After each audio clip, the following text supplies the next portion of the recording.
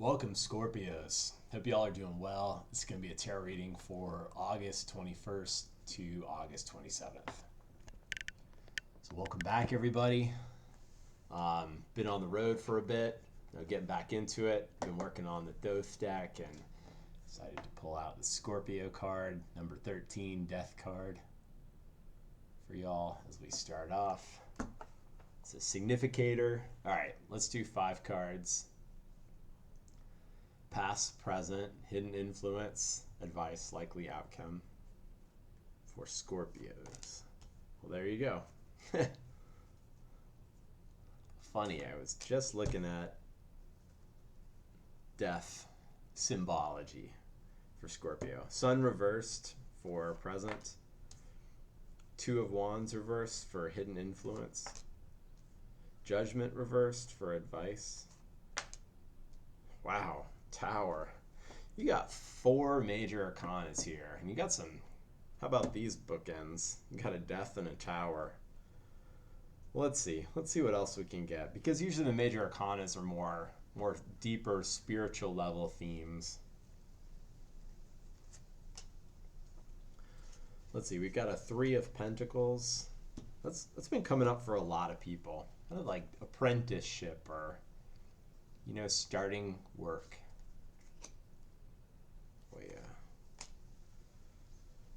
You got this Hunsus. That's the princess or page of wands. Some energy. Fool, world egg. That goes with judgment. New beginning. So, we're kind of waiting for that new beginning. Then we got tower. Let's see what that tower is related to. All right, we got an 8 of cups. I think in the Thoth deck it's indolence, sadness, having to make a difficult decision to move forward. A lot of stuff going on here. All right, so death card with the 3 of Pentacles. So it could be related to work, but yeah, going through this big transformational process, or you have gone through this transformational process.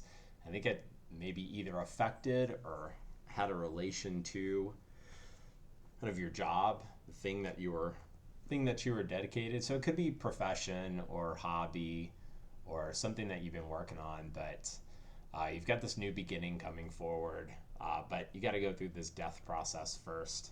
And there's a certain childlike wonder that is not affected.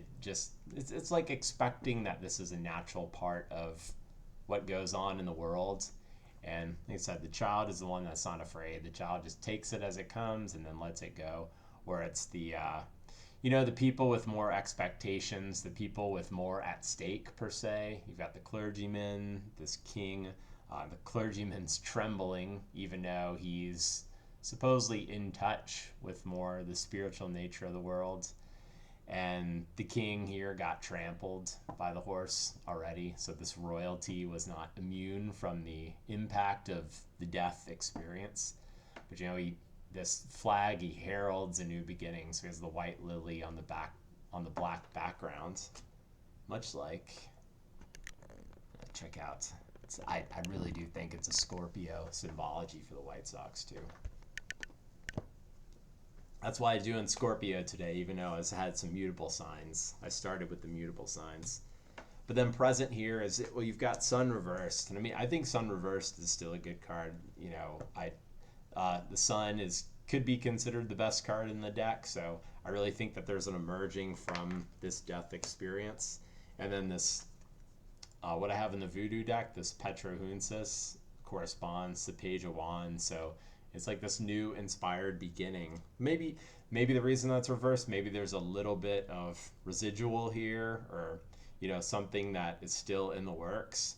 But I really like this. And even we have this judgment here reversed too as the advice. So that would go back to the Sun. So I would say if there's anything that needs to be cleared up, let that happen. Or kind of sit with any sort of emotion that needs to resolve itself, and you just need to allow it, and then you can move forward. But I really like this one right here. And yeah, this is what's coming forward too, because we have this Two of Wands reversed, which would go back to the Ace of Wands. So new passion, new energy, new inspiration, new vigor towards something new in your life, and could have to do with work. But then, yeah, this kind of Page of Wands, once again, it's this inspired new beginning, and be like young, passionate sort of romance, or finding, like I said, once again, this childlike nature where you allow for this process to complete itself and then move forward. So I think what's coming up here is that we're waiting for this situation to clear itself up, or allow for that passion to be there, fully present, and then what comes later is a decision on how you want to employ that passion. So I would just say, if there's anything that is kind of bubbling up, maybe you've been suppressing down, you can allow for that to just bubble up. Just observe it. You could write about it, talk about whatever thoughts are coming in, talk about whatever feelings that you have. Just give it its attention and let it be on its way. And then this new passionate new beginning is going to come forth, that's going to allow you to, like in this card, he's moving his wand from what is familiar, what's bolted to where he is. It's kind of like the safe pillar, and he's moving us into like a new adventure. So the advice, Judgment reversed and Fool. It's like, yeah, Fool, you're here ready for this big new beginning. And the Judgment reversed is, well, the reawakening, you've got this cardinal cross, so starting in something new. The trumpet is sounding from the grave. So this is like allowing that death process to complete itself, because what is coming forth after that is coming out of this vestiges of the old life. So you're born anew, just like this child here on the death card. And it seems like the advice is, well, like, you can accept this because you know that this new beginning is there for you. And then the likely outcome, we've got Tower with Eight of Cups, and I'm just thinking Eight of Cups is moving on from a difficult situation. If you think about the Rider-Waite deck and the Eight of Cups, the cups are stacked, and there's 5 on the bottom and there's 3 on top. There's room for one more that would kind of complete what seems to be more ordered stacking of the cups. And then the Eight of Cups moves on to the Nine of Cups, which is kind of personal satisfaction or satiety. And then the Ten of Cups, which is celebration. It seems like that is what is due.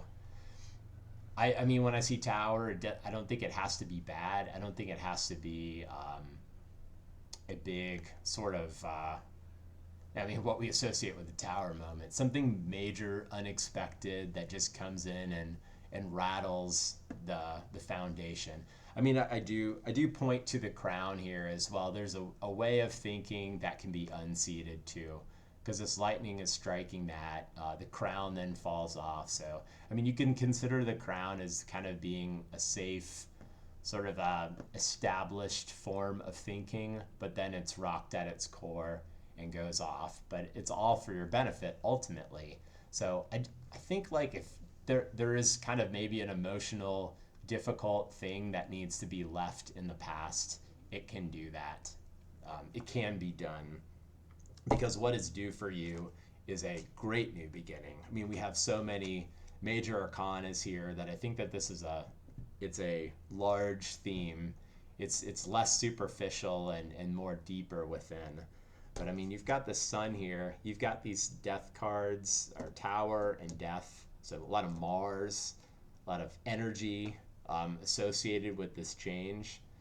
And then kind of new vigor going forward that's going to allow you ultimately to make a new choice in something.